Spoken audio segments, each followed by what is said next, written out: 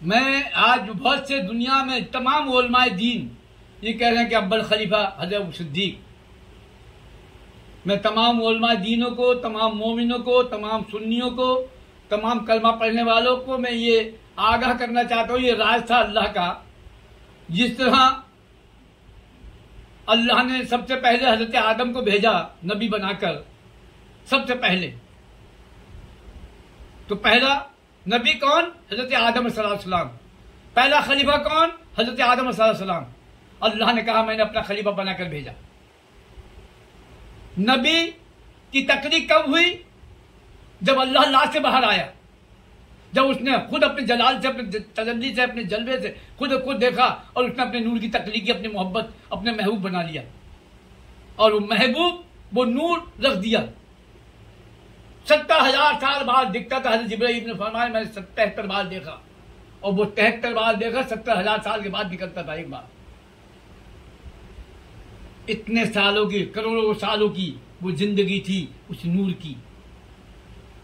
लेकिन सबसे बाद में तशरीफ लाए रसूल पाक, सबसे बाद में जब लाए, जब कुरान नाजिल हो गया, कुरान नाजिल हो गया। इसी तरह नबी के चाहने वाले हजरत सिद्दीक, हजरत उमर फारूक, हजरत उस्मान गनी और मौला अली उनके जिस्म से हैं, उनके खून से हैं। मौला अली उनके घर के हैं, मौला अली पंजतब पाक में हैं। इसलिए अव्वल सीट पे नहीं बिठाया उनको, इसलिए अव्वल खलीफा नहीं दिया। ये अल्लाह का हिकमत थी, अल्लाह की, ये नबी की हिकमत थी कि अगर वो पहले खलीफा बनते तो जो मेंबर रसूल पर कौन बैठता?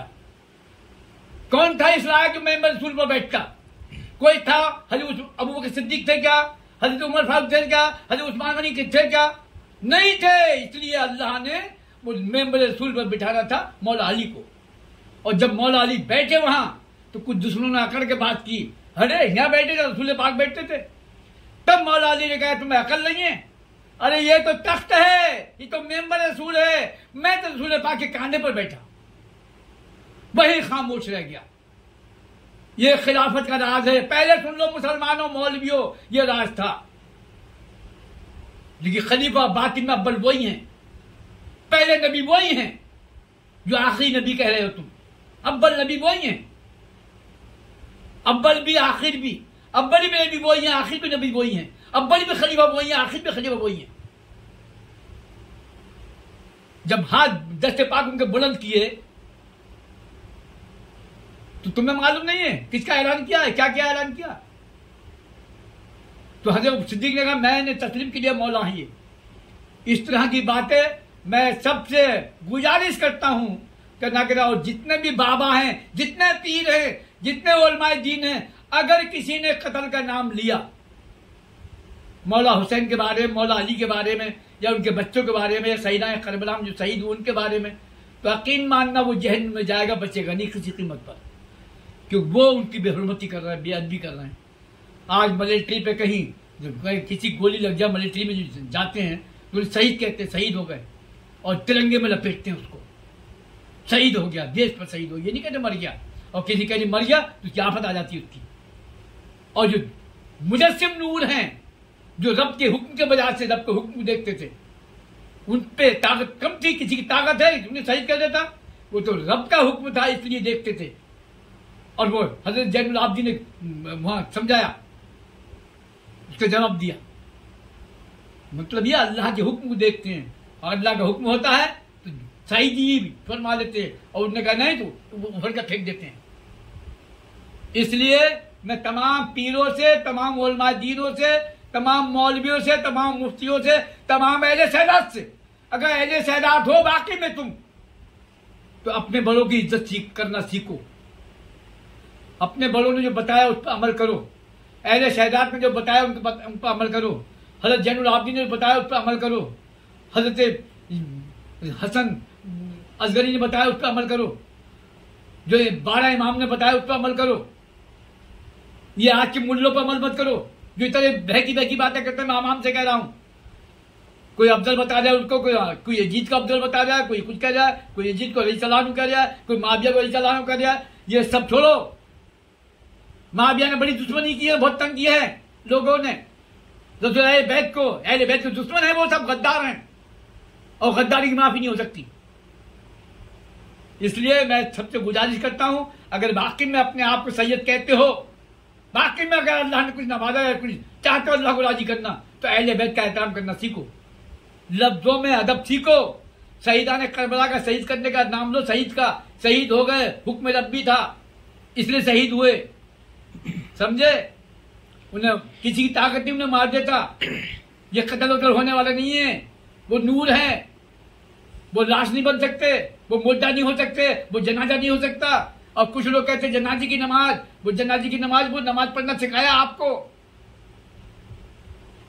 नबी हयातुल्लाह भी हैं, उनके बारे में सोचो ही मत ऐसी बात है जो तुम्हारा ईमान चला जाए। इसलिए मैं आप सबसे, मैं तमाम मुरीदों से, तमाम पीरों से, और मैं अजमेर शरीफ पे मैं दुआ करूँ गई नमाज से भी अजमेर शरीफ खादिमों को अल्लाह और नवाजे और उनकी तरक्की हो, और हमारे कामरान साहब को अल्लाह बेहतरीन दुर्बेश बना दे, शरीयत का, तरीक़त का, मार्फत का, हकीका इल्म अता फरमा दे, अल्लाह अपनी पहचान करा दे, नबी पाक पहचान करा, मौला अली अपने चेहरा अनवर का दीदार करा दे।